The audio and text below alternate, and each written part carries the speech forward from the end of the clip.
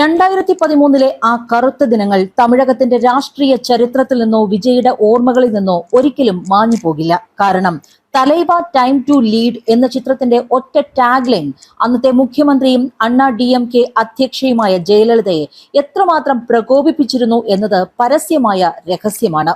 സ്വന്തം സിനിമ തമിഴ്നാട്ടിൽ ഒന്ന് റിലീസ് ചെയ്യാൻ ഭരണകൂടത്തിന്റെ കാൽക്കൽ വീഴേണ്ട ഗതികേടിലായിരുന്നു അന്ന് തമിഴ്നാട്ടിലെ ഏറ്റവും വലിയ സൂപ്പർ സ്റ്റാർ. പ്രശ്നം പരിഹരിക്കാൻ മുഖ്യമന്ത്രിയെ നേരിൽ കാണാൻ അനുമതി ചോദിച്ച വിജയിയെ അവർ ബോധപൂർവം അപമാനിച്ചു. അപ്പോയിന്റ്മെന്റ് നിഷേധിച്ച് മുഖ്യമന്ത്രിയുടെ ഓഫീസിന് പുറത്ത് പൊരിവെയിലിൽ മണിക്കൂറുകളോളം ആ കലാകാരനെ അവർ കാത്തുനിർത്തി.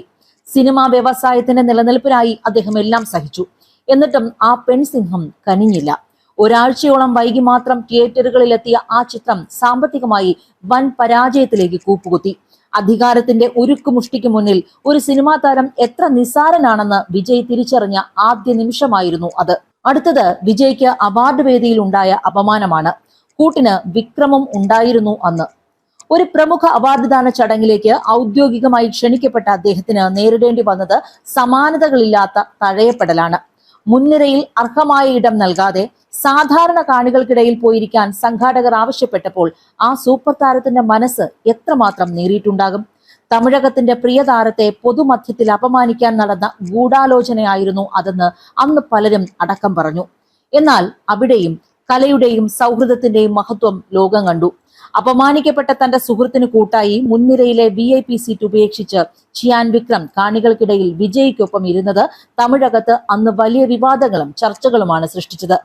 അപമാനങ്ങളിൽ നിന്ന് ജനിച്ച വലിയ സ്വപ്നം ഇരുമ്പുമറകൾക്കും അധികാരപ്രമുഖതയ്ക്കും മുന്നിൽ പലരും തലകുനിച്ചപ്പോൾ വിജയ് എന്ന മനുഷ്യന്റെ ഉള്ളിൽ ഒരു അഗ്നി പടരുകയായിരുന്നു.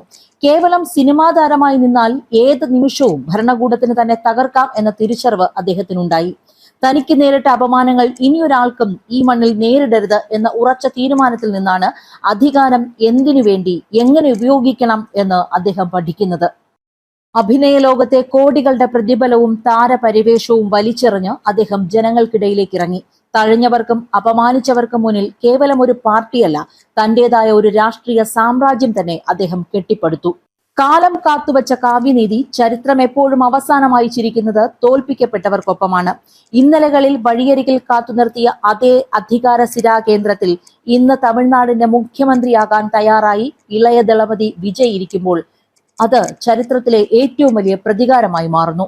തന്നെ അപമാനിച്ചവരുടെ കോട്ടകൾ തകർത്തെറിഞ്ഞ് പുതിയൊരു തമിഴകം വാർത്തെടുക്കുന്ന ജനപ്രതിനിധിയായി അദ്ദേഹം മാറിയിരിക്കുന്നു. ഇത് സിനിമയല്ല, അപമാനങ്ങളെ ആയുധമാക്കിയ ഒരുവന്റെ യഥാർത്ഥ ജീവിതമാണ്. പണ്ട് കാണികൾക്കിടയിലേക്ക് ഇറക്കിവിട്ടവർ ഇന്ന് അദ്ദേഹത്തെ നോക്കി കൈകൂപ്പുന്നു. കാലം എല്ലാവർക്കും മറുപടി നൽകും എന്നതിന്റെ ഏറ്റവും വലിയ തെളിവാണത്.